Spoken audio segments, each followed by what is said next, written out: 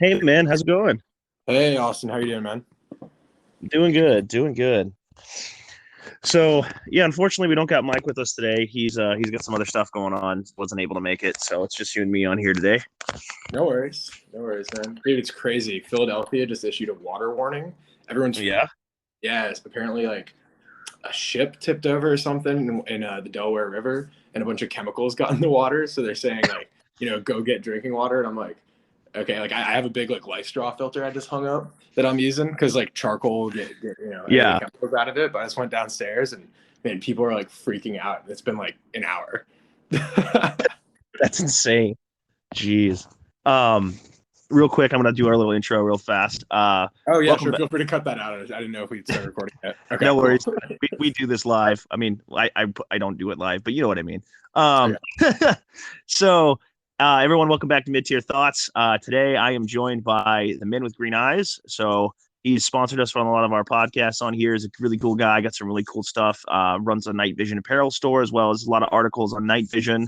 Um, and then, man, if you want to introduce yourself, kind of whatever you're comfortable with saying, if you want to throw your real name out there, whatever, like up to you. Yeah, sure. So my name's Evan. I'm originally from Atlanta, Georgia.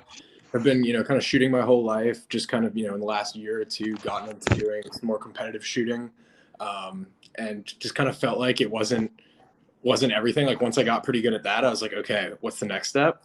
And night vision always kind of seemed out of reach financially, but did a lot of research, saved up, and ended up getting really into it. And it just kind of adds another layer to you know, the tactics of it, as well as the sport of competition shooting that I've started to enjoy. I'm currently out of Philadelphia, Pennsylvania, and yeah, I mean that's pretty much it. I don't have any prior service experience, but I love action sports and I love just getting out in the woods. Perfect. Yeah. Yeah. Real quick, as you were saying about the water thing, it just reminded me. I wanted to add to that. Where I'm at, there's an Air Force base not far up the road, and middle of summer, a couple years back, like they came out and they were like, "Hey, surprise! For the last 60 years, we've been dumping like extremely toxic chemicals into the water supply and the aquifer. So might not want to drink the water. It's gotten to unsafe levels." And Jesus. so yeah, for like a month, they were like, yeah, so our bad. We're going to give the local community bottled water. It's like, oh, great, thanks. Like, Yeah. I feel like in situations like that, there's nothing you can do if it's been going on for 30 years. I don't know if you've ever seen the movie. I think it's called Dark Waters. It's with the guy that plays the Hulk, whoever Ruffalo or Oh, okay. something. Yeah. Yeah. Isn't that like a like similar thing? Like there's a company polluting the water supply or something, and he's a lawyer.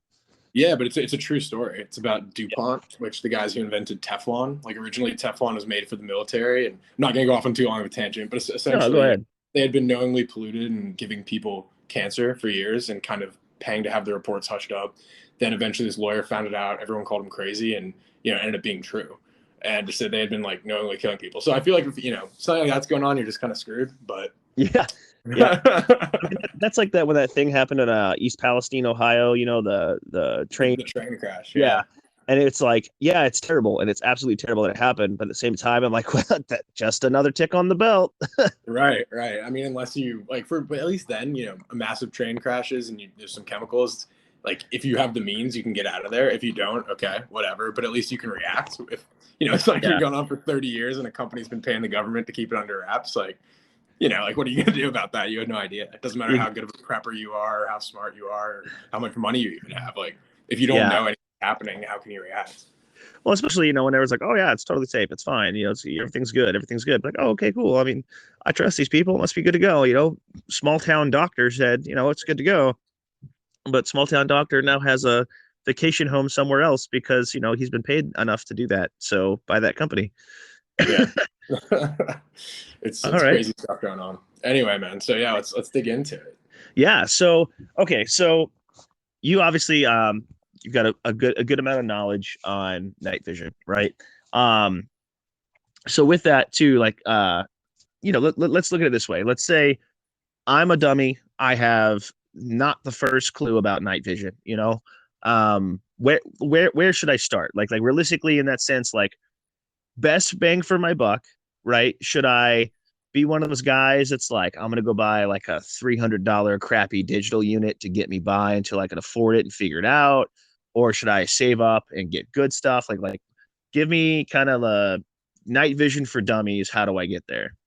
Sure. So my first unit actually was probably 2 years ago. It was a digital night vision unit from, essentially Alibaba. I think I got it on, eBay or something. And I was like, this is gonna be so cool. I got this cheap bump helmet on Amazon. Got a knockoff J arm, everything like that, whole setup. Oh, sorry, a J arm is what connects your night vision unit to helmet, the old school version, essentially. Okay. Um, and I was like, this is gonna be so cool. I'll be hiking, doing out maybe a little bit of shooting, all under $400. All in. First time I take it out in the woods, I can probably see, I don't know, maybe 30 feet in front of me. I take it off, and once my normal night vision adjusts, I can see further. And not to mention, when you're walking, it's flickering, movement's slow, it's giving you a headache.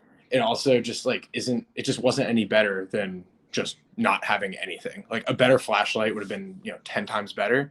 Sure. And if anyone listens to this and is like, oh, well, you weren't using enough, not IR. It's like, no, I was using, a Surefire Vampire, one of my buddy's ones that was, supposed to go out super far. The quality on the cameras on 99% of the digital just isn't there for the price. There's this magnitude amplifier that I saw one other guy talking about, where think what something should cost and then multiply that by 100. And that's what things are going to cost in the night vision game. Yeah. When I was first looking for a device, everyone's going to tell you go to the PVS 14, which is the monocular Gen 3. There's different classifications of tubes, which I can get into that, range in price. But, I would say most people are probably right. The PVS 14, you can get a really, really good one for around $3,000, and it will give you, at least highest as civilians can go without paying $60,000 to, for technology. Essentially, you're going to get the best bang for your buck. It's going to work. You're going to see, like, they do in the movies. For the most part, you can shoot down it. The one caveat there is it's going to be $3,000 for that. Then you're going to have to buy a helmet. Then you're going to have to buy, if you're shooting, a laser. People are going to argue you don't. If you've ever actually done dynamic shooting without a laser, it's not fun. I mean, you can do it, but if you're laying anywhere, if you're not like in the perfect position, like say you want to lay down or go to the side or kneel, like it's not great, because you have this thing jutting out from your face that you're Right. not used to having. It's finding the reticles even harder, and then even using an EOTech with night vision mode, like it's better. But if you're just a average dude and just have a Vortex Crossfire, it's not there. So definitely you're gonna want a laser, and then you need the mounts. And I'm not actually that into buying the Wilcox mount. That's the one you see that flips up. I actually have a reproduction of it. You can find them all over Amazon. There's different tiers of how good they are, but I honestly, I don't really know. I think Sotac is the main one they make. I think I just got mine on Amazon.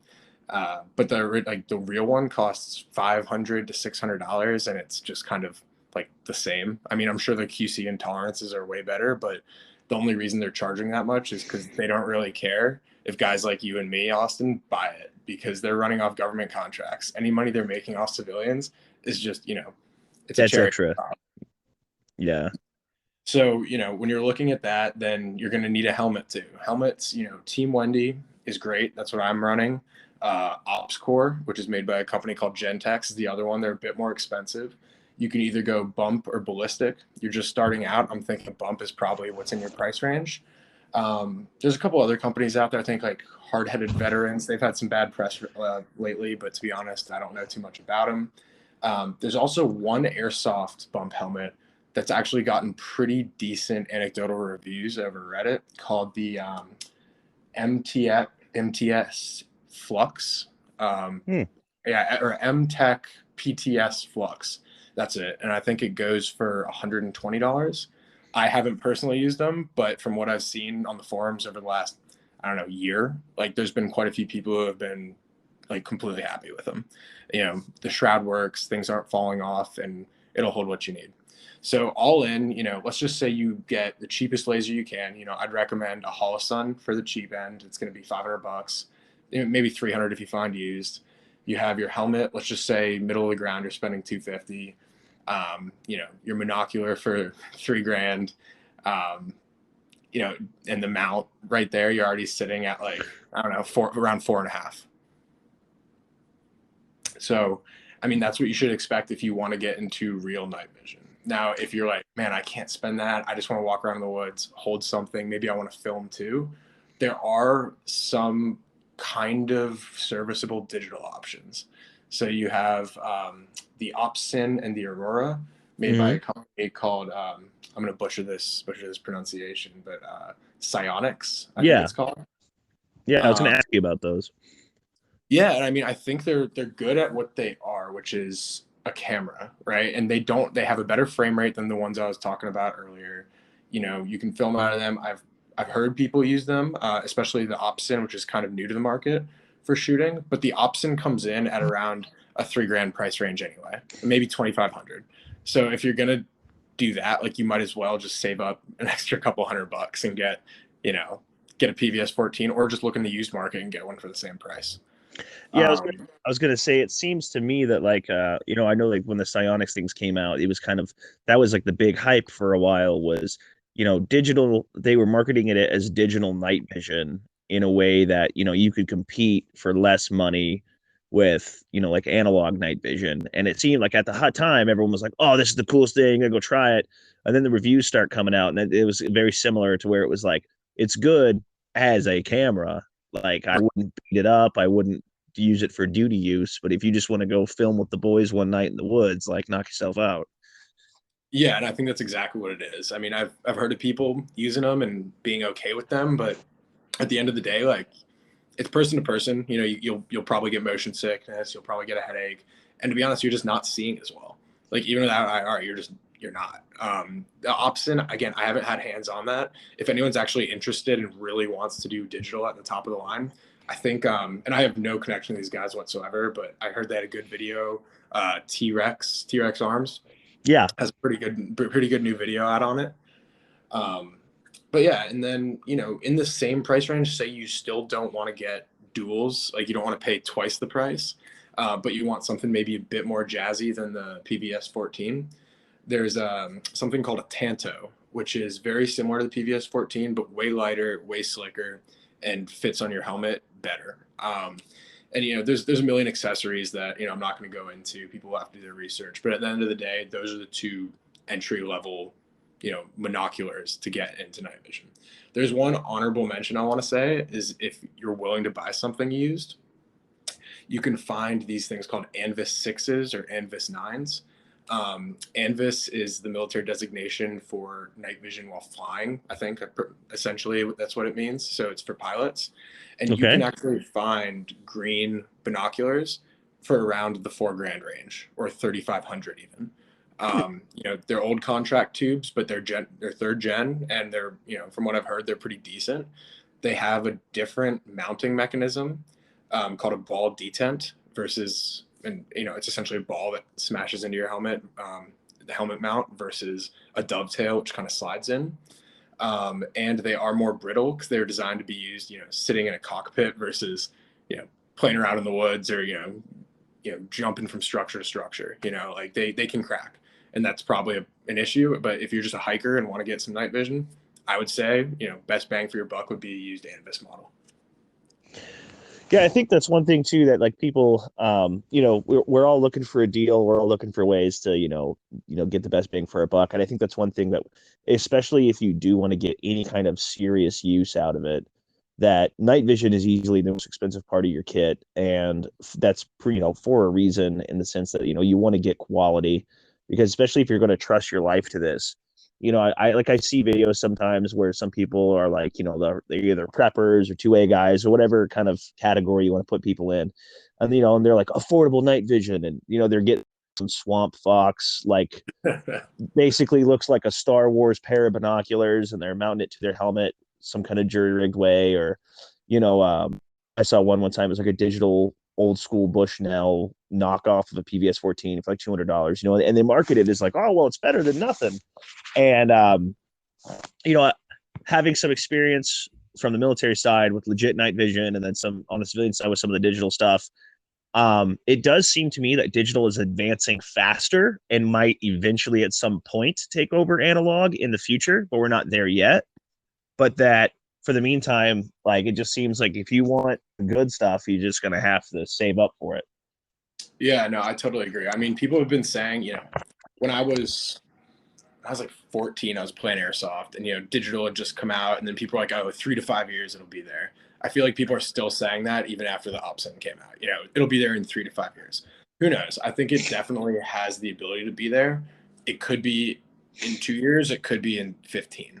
Like right Exactly. now, do you want to go out and do you want to shoot? Do you want to do drills with your friends? Even if you're playing airsoft, you know, you should either pony up the money. I mean, I'm not saying you have to be like crazy at it. You don't have to spend 10 grand, but you can get a used something for like a used PVS 14. I've seen go as low as, I don't know, like 2 grand. And then if you can get a PVS 7, I don't know if you had any experience with those in the military.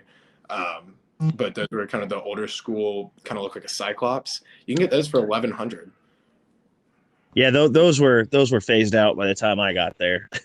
Okay. Well, no, I mean, they're still using them in some units. That's what I was wondering. Yeah, I mean, most of my stuff's like PVS 14s, but just older gen tubes. So, well, I guess depending on what I've done. I mean, I've used some older gen tubes, some newer gen stuff, but yeah. So my experience comes a lot from that.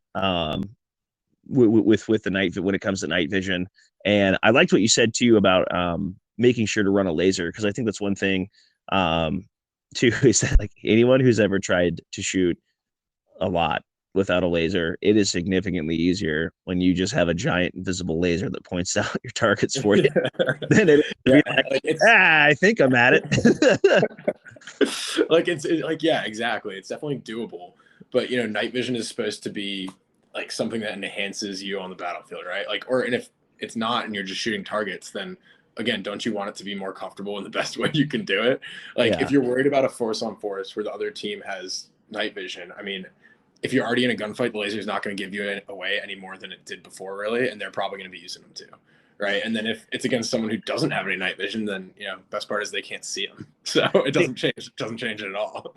I'm glad you brought that up, because one time I remember an argument I had with somebody. We were talking about having a laser and like an IR light, right? It's like an illuminator of some sort. And this guy was like, "Oh, you don't want to use an illuminator. Like they'll be able to see you from like a mile away, man. It'll be like you got a floodlight." I'm like, okay. So we were talking, for example, in like a SHTF grid down, Right, red right, dawn, whatever, right? And I'm like, okay, in the community that we're in, night vision is fairly popular, but we're a very small subsection of the entire population, right? exactly. So the number of people in like a grid down population that actually have night vision is so negligible that I mean, I could run a literal floodlight of IR and it wouldn't matter, you know? Like the likelihood of me coming up against somebody else with night vision in that scenario is so slim that it's something I'm not going to worry about. And it's just like you said, if that is the case where they have night vision too, like I'm not going to have to worry about whether or not they know I'm there very shortly, you know? So like it's interesting too. I was listening to this one guy. There's a YouTube a channel I was watching. This guy's called Lindy Beige, and he's a British historian guy, and he had a Brit on the channel that had just come back from Ukraine, and they were talking about some of the stuff that you should bring if you're going to go, and some of the stuff that's not needed. And it was interesting what they talked when they talked about night vision. From a modern combat scenario, it was really interesting because they were saying that basically, so they did have enough night vision for everybody. So what they do is you just you're the guy on night watch, you get the nod, and we'll Right. just kind of rotate through. And then all the people who had lasers, like that, it became a matter of like the guy on the guy that would be on night watch would look over and be like, "Hey, Joe, turn off your laser, you retard. You're gonna win everything." He's just got his rifle pointing up. He left his IR on, and there's just this big, strobing laser pointing up in the sky. And so it was just interesting to kind of see how, we all talk about, night vision being this advantage one way or the other. And granted it is, but it's interesting, I think a lot of that, like we give it almost a superpower to some point. Right. And I think part of that just becomes from the global war on terror, where, yeah, when we're fighting guys in mud huts with AKs, it is a superpower. But when we're fighting, Right. They have no idea what's going on. You're coming in, you yeah, can see in the dark. Like then, yeah, essentially you're bad. But this isn't, us versus a third world or a first world country where they have all the same stuff we do. Then it's equalized, right? Exactly. So I think it's really interesting to see that. I think it is really interesting to kind of see, some of the advancements with other stuff that come out that kids come out of that. I think right alongside night vision, I think like thermal is really interesting to get into too. I know one of our guys, Sleepwalker Heart on Instagram. Yeah, I Now, love that. yeah, awesome dude. So he just got his bridge and he's running one thermal and one night vision optic. You know, Yeah, I um, believe he's running a Rico RH25 from the picture. I think I talked to him. I actually talked to him today, but I didn't talk to him about that. That's a really cool setup you can have too. You have to get a specific bridge for it, and I actually personally haven't run a dual, but I think that's awesome. so question out of ignorance here. With those, as far as those go, can you change the color schemes on the thermal to where it's matching your night visions, just so you don't have like 8 different colors going on at the same time? So you kind of can. You can kind of make it a white and black. And even if you have white, quote unquote white phosphor, normal nods, it's not going to be the same white, which will give you eye strain and a headache. The depth perception with thermal is non-existent. Yeah. And if you look at glass, it's going to look like pure white, right? Depending on the temperature. So that definitely will throw your brain off. However, I was actually talking with Hart, a couple months back when he was waiting on his bridge, and you can buy filters. Like they're literally things that just go over your eyepiece on your night vision that will make it a lot closer to the white and black versus the kind of bluish hue you generally get. And that's anecdotally that I've read helped people like reduce eye strain and headache when running a dual setup like that. Okay. Yeah, because that's one thing the first thing that I thought about with that was I was like, man, running that for any amount of time, if you're running, like I could see if you're going to run one and then the other, but if you're running both at the same time, I was just thinking like that's got to be, I mean, it's going to take a significant amount of time to get used to, I would imagine, walking around like that. No, I totally agree. I mean, I think I don't know what Hart's like what he plans to do, but I think if you have a bridge that articulates, and articulates for people who don't know means you can shift one thing up while leaving the other one, or shift them both up. Either way, so you're only looking at one or the other. I think that's what most people actually do. Is they would you put the thermal down, look around, and see if there's anything that they can't just see. Right, like maybe there's a dude laying 100 feet away, but he's in a bush and you can't see him just normally without like really squinting or seeing the movement. The thermal would give you that, right? So then Yeah. you can see that with the thermal, put that up, and then put down your night vision. You're good to go. Like you can Yeah. actually see the depth and use your laser, and that's probably the best way to go about that. That being So, said, oh sorry. oh, go ahead. Go ahead. Go ahead. That being said, there are ways that are kind of coming into the fold of combining the two in a more, I guess, smooth way. Something called a Jerry C and an E Cody, which is I think it's called like enhanced thermal clip-on or something that goes onto the front of your normal night vision that outlines people in thermal, and that's kind of where the U.S. military is going with ENVBs or ENVGs, enhanced night vision goggles, right? Where it actually has thermal built into the night vision apparatus. So that's I think would be something that's going to be awesome as that technology develops, and I'm curious to see 10 years from now kind of what night vision's looking like. With that as well, have you seen that Holosun optic they showed off at SHOT Show? I have. I'm gonna buy one. I'm gonna buy one as soon as it comes out. Okay, that's what I was gonna go with here. I was like, I thought like the idea of having, that integrated night vision and thermal capability into an optic like that, basically an EOTech style of optic, is huge, and I think that would be a really cool way to go for the future. I think for me, like the advantage that brings is for someone who might not be able to, have all of the funds together at some point in time, like someone to where they're like, man, $3,000 is just I'm never going to have that money all together. Or you're just an impulse person like me, and you're like, oh man, this product here for like under $1,000 can get me some kind of capability, at least while I'm using the weapon. I think that's going to be a big thing moving forward, especially for people who just can't wrap their minds around dropping that kind of money. Yeah, no, I totally agree. And I think it'll be better than like, getting that knockoff Amazon digital optic, to be something I want to see the effectiveness of this. I do too. So that's what I was going to say. I'm wondering how it works, right? Like is it digital? Like there's obviously no room for an image intensifier tube, which is what goes in it. So I really don't know how it works. Thermal makes sense to me. So Steiner Optics actually has that exact thing out already. The only difference is it's 10 grand. Yeah. Yeah. um, so the thermal I understand, and the thermal one from Holosun, as far as I know, is going to go for 1,700. The night vision one alone is going to go for anywhere from 12 to 1,400. Um, I would be really interested in getting the thermal one just to play with that. But I also want to know, like, I can't wait to see reviews on how the actual, green night vision that they showed at SHOT Show works. Yeah. Because it looks cool. Like, I'm not gonna lie, it looks cool, but I just don't know like how to like for night vision. There's only two options, right? There's using an image intensifier tube, or there's going digital. So unless they used kind of what Psyonix has been doing and just made it better, made it smaller, and put it into a sight, which is totally possible, I don't really know how they could be doing that. Yeah, I am curious to see the effectiveness of it, and how far you can actually see with it.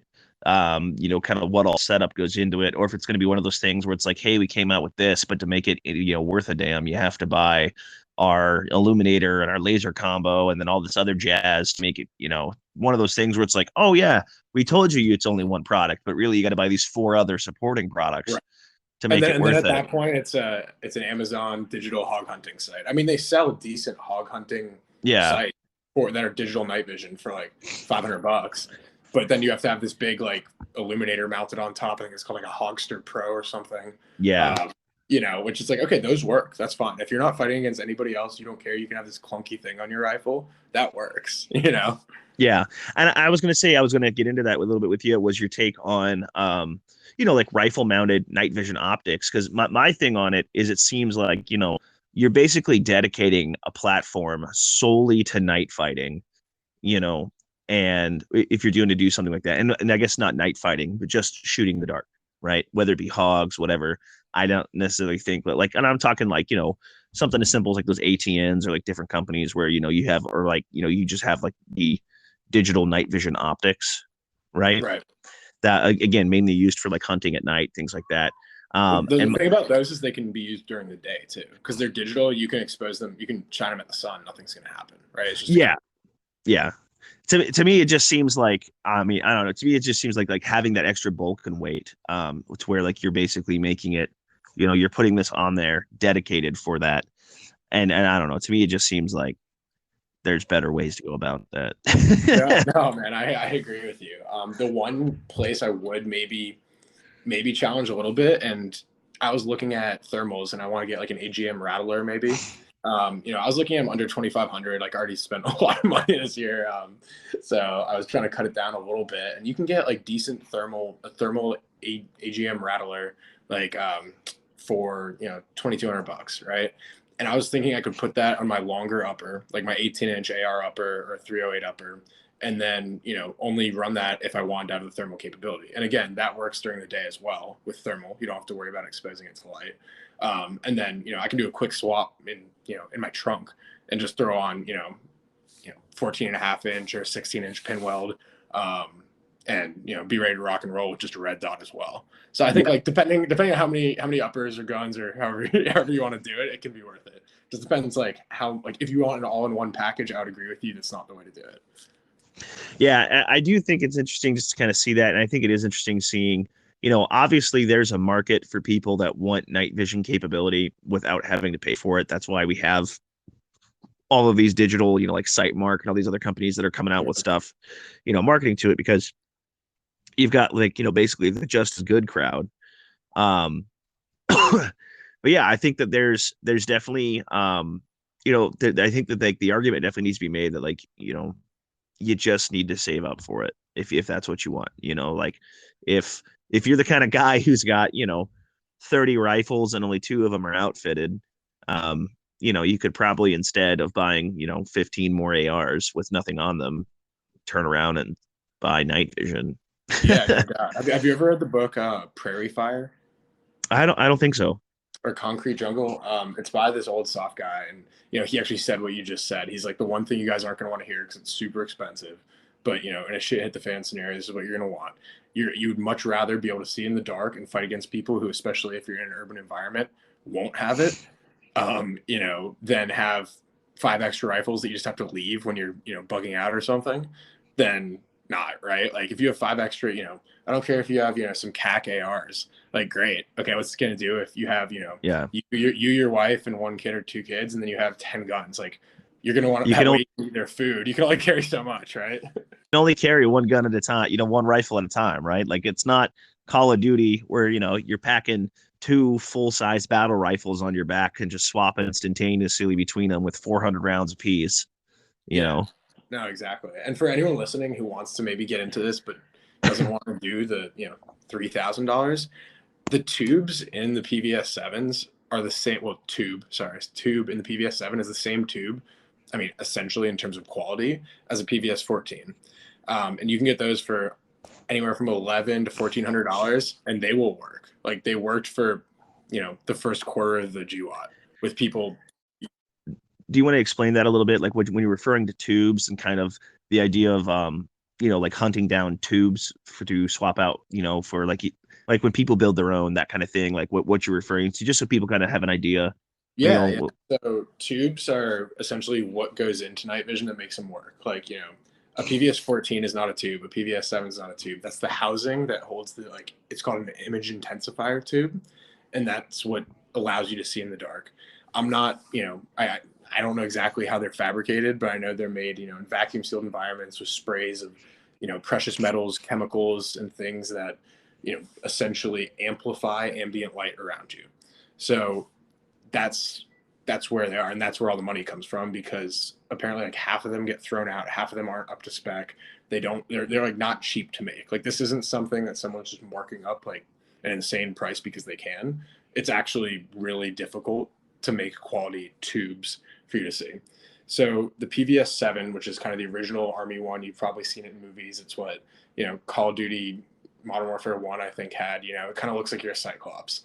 It has 2 eye holes that look like goggles, but then you have kind of like a horn sticking out, because it's one tube that's projecting the same image into 2 eyes.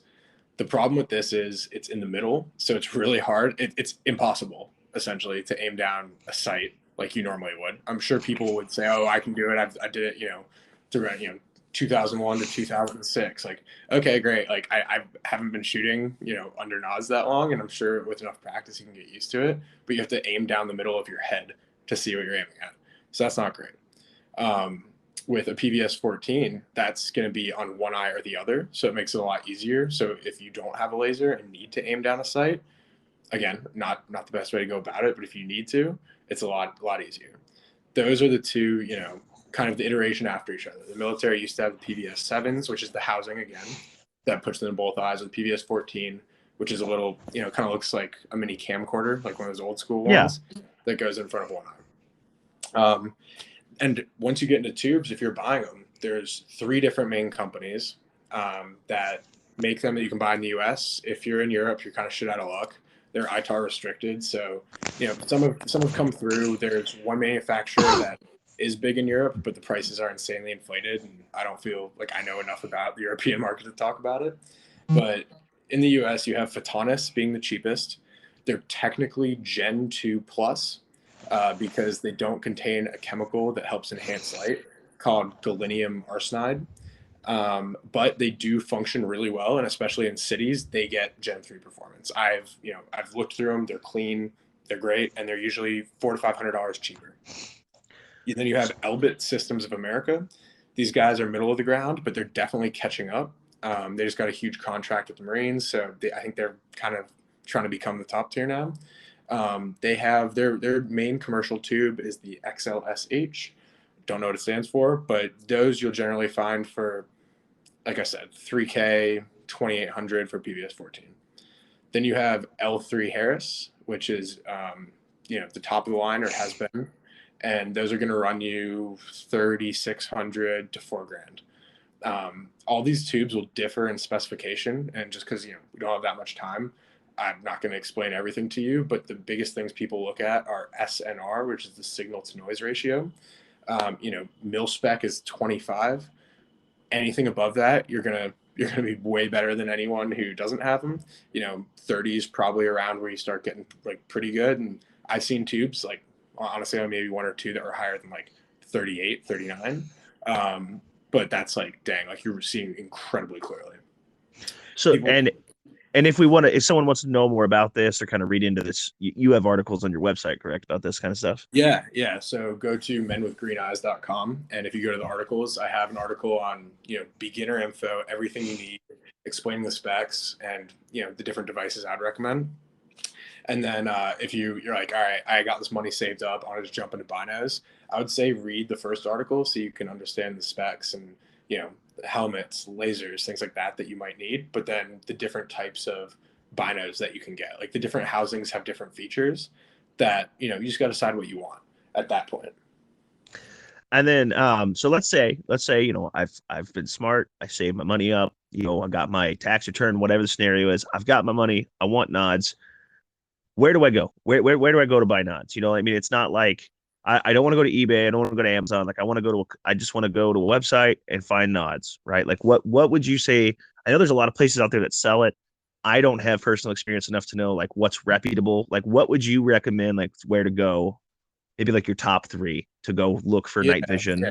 So I'd say Goonin Gear is probably number one. I'd say they're a bit more expensive, but you can talk to Joe on Facebook or on any of the groups, and probably even just email them, and they'll walk you through step by step, and you get to hand pick the tube. So they'll send you pictures before you get to pick exactly what you want, and you'll be able to see before you even buy it if it has a spot or two in it.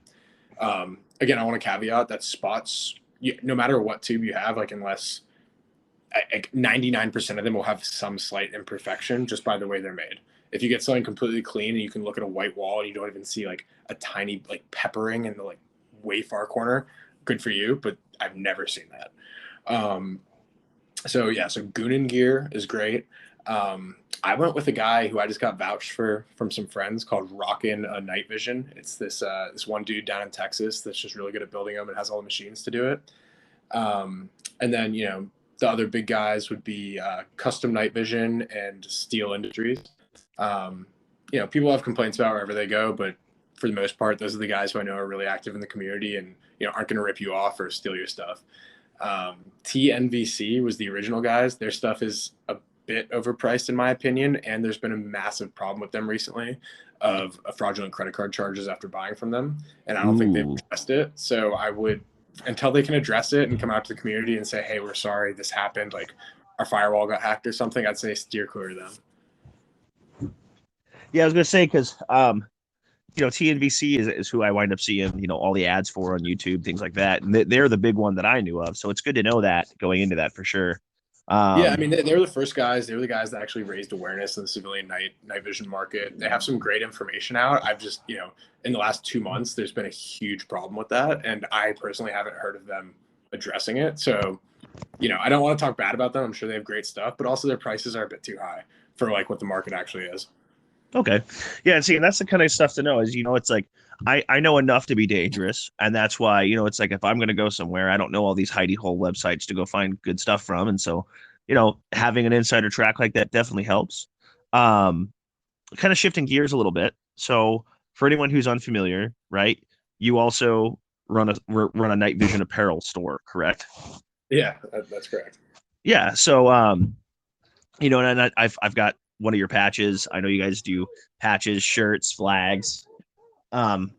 So you want to talk a little bit about that, about like kind of like what got you started? Why did you decide to kind of get into that a little bit?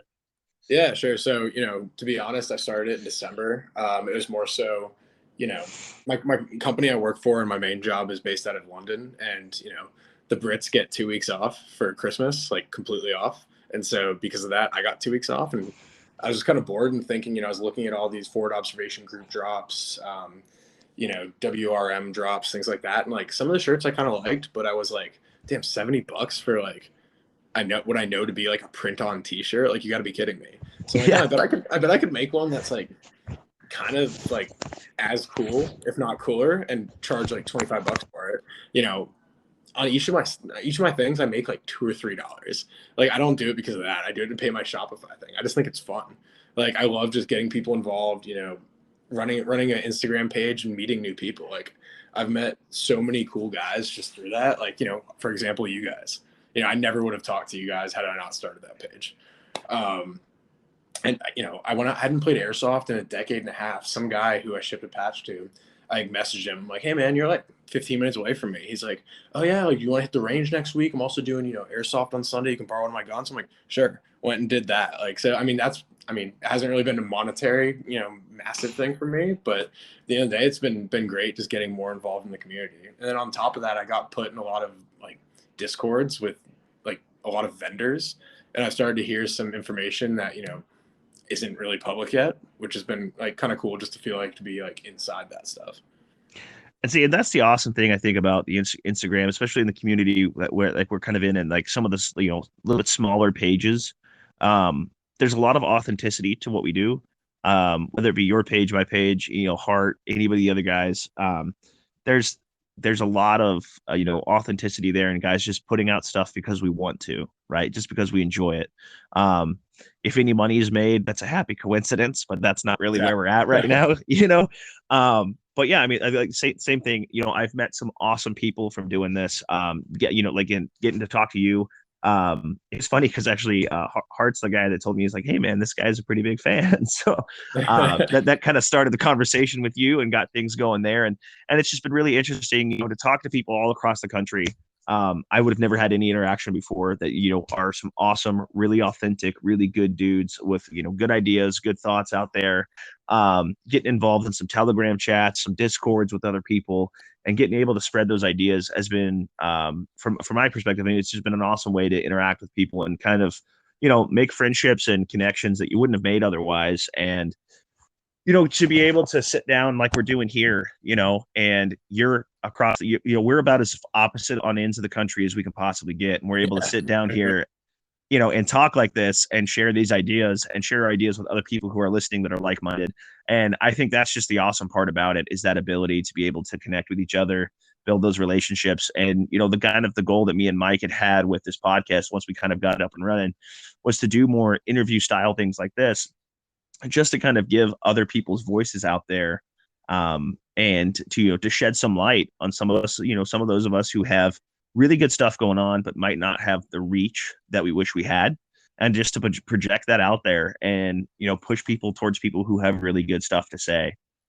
No, yeah, no, I totally agree, and I appreciate that. I mean, to add on, I just think, I don't know about where you guys live, but most of my friends like don't shoot. They're not super into guns. If I meet someone new, generally, even though it's my favorite hobby, it's not the first thing I'm going to bring up in a conversation because I don't know their view on it. So, getting involved in a community like this really gives you like an outlet to meet like-minded people. I guess, if that makes sense. No, I definitely agree with you on that. Where I'm at, I'm a little better off than Mike. I'm on the more conservative side of the state, and Mike's not.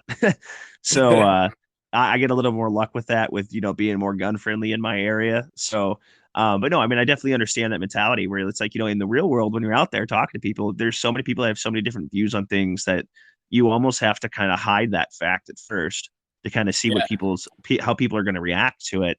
And like you said, that is the kind of the nice thing, is you don't feel alone when you're in a community like this, because you can talk to people about these different ideas and, different thoughts that in your workplace or your day to day, you might not have those interactions. So, the beauty of it is you get to come on here and, talk to different people who feel the same and have those similar ideas. And, you don't quite feel alone, and you get to share those similar thoughts, and you really do build a sense of community and friendship.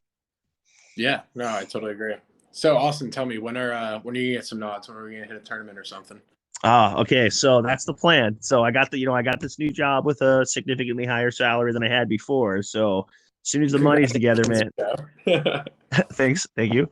So yeah, so as soon as that money gets there, that is on the plan. Like I've changed my philosophy from, from collector, like quality over quantity over time. I used to be a quantity guy, and now I'm a quality guy. So I've downsized my collection of guns a little bit and outfitted them better. So I'm pretty gun okay at this point, as far as not needing to buy any new guns. So all that new gun money is going towards nods. I just got to get to that point. So nice. And you're thinking of just doing a PVS 14, or are you going to check out what's out there? I mean, I'm probably going to talk to you a little bit more about that. I mean, I'm definitely thinking about just doing a monocular.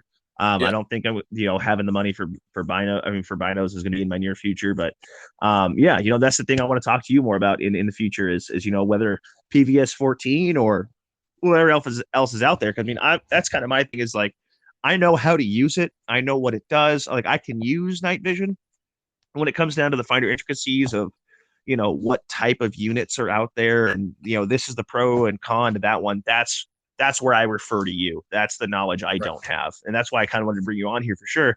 I know there's a lot of people out there like me that we know night vision. We've heard the name PVS 14 before. Well, some of us might have heard other units, but most of us out there that are kind of night vision novices, all we know is PVS 14, which, to my understanding is basically like saying four-door sedan. Right. It's like, it's not specific. It's like, yeah, it's the black gun, Right, right. Oh, I'd say it's more like it's the AR, right? Like, okay, yeah, there's a million different ARs.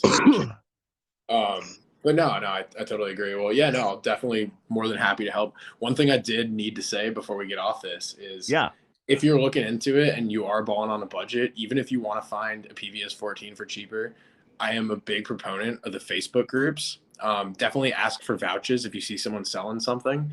I think it's called Night Vision Users 2.0 and Night Vision Buy Sell Group. They have like 40,000 people. They'll pop up pretty easy if you type in Night Vision Facebook. I have not used Facebook in, I don't know, 6 years until last year when I started researching this. And some deals will pop up that are just amazing. Like, you can find some great stuff, and if people are vouching for them, use PayPal goods and services. If they screw you, you get your money back. But I'd say if you're not willing to pony up all the money, you can get some amazing deals on there, and I've seen them. I've seen people get crazy stuff.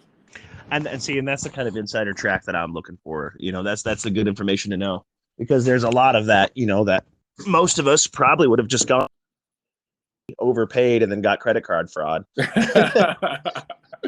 Hey, I didn't say you're definitely gonna get credit card fraud. No, that's fair. All right, man. Well, hey, it's been great talking to you. If you got any last remarks, the floor is yours. Yeah, sure. Well, check us out on Instagram. It's at The Men with Green Eyes. The website is menwithgreeneyes.com. Maybe I'll come out with a promo code. Or you guys already have a promo code, mid-tier. We do. Yep, Yeah, that is correct. You get to help out the show, and you'll get 10% off. And we're coming out with some new designs soon. A patch drop is coming out in 2 to 3 weeks. Just waiting on my distributor to get them to me, and then I'll send them to these guys before so they can see how they are and let you know how shitty they are. But but no, hey, there's some cool stuff going on. So, quick question for you. Yeah, I know you're sponsoring a contest right now. Oh no, it's over. I think Stacker. Oh, won. is it? Okay, I was going to ask if there had been a result yet. Okay. Yeah. So no. And for the audience's knowledge, 2 guys on Instagram who are my good buddies on Instagram, and I talk with them pretty frequently. Never met them, but awesome guys that I met through community as well. They're at a race to get 1,000 followers, so just threw a flag their way, and whoever won, get the flag. So I think some guy at the actual Stacker. Hit 1,000 first. Hart was only 5 behind him. I think Hart's still at 995. Yeah, I was curious how that was going to turn out. But yeah, and if any of you guys listening want to just reach out, learn more about night vision, even learn about if you want to start your own clothing thing. Like, I'm not one to gatekeep. I'm more than happy to tell you what I've learned. I essentially started from watching like 2 YouTube videos, so more than happy to help out in that respect too. All right, man. Well, hey, thanks for taking the time. Thanks for coming on the show. Sorry we couldn't have Mike here. He's busy today, but it's great talking to you, man. Thanks for coming on. And yeah. Yeah, I mean, I've been loving these podcasts. Whenever one comes out, it's the first thing I'm listening to while I'm working, and glad to be on. And thanks for having me. All right, thanks everyone. Again, this is Mid-Tier Thoughts. I think that we're on episode 13 or 14 now. I'll fix that in the comments or the editing. But all right, everyone. Thanks for listening, and thanks for being here. Have a good time. Awesome. Take care, Austin. You too. Bye.